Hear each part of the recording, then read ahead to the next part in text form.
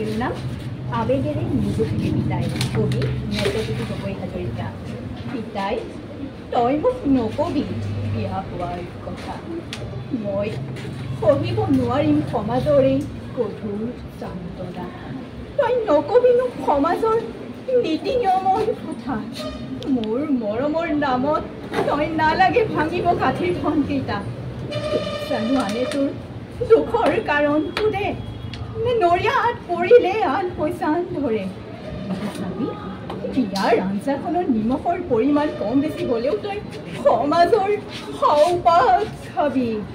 মৰমৰ বুলি মোৰ লগত দিয়া বস্তু কেইবদল আনে হিচাপ ল'ব খুচৰি খুচৰি। আৰু নতুন ঘৰখনত পাবলগীয়া জ্বালাবোৰ বা নকলোৱেই। কাম নজনা চাকৰি নথকা বুলি কৰা ঠাট্টাবোৰ বাৰু সাৱতি থম বুকুতেই, কিন্তু সুবজা ঘৰখনক লৈ কৰা বদনাম, তোক আৰু আইক কৰা অপমান কেনেকৈ সহিম। তাতকৈ মই নিজৰ সহ্য হোৱাকৈ পঢ়িবলৈকে দে, তহঁতে লাজ পোৱাকৈ একো বেয়া কাম নকৰোঁ দে।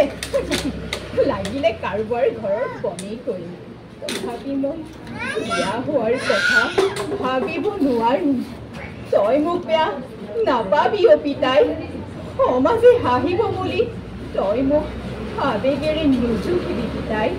পিতাই তই মোক নকবি বিয়া হোৱাৰ কথা।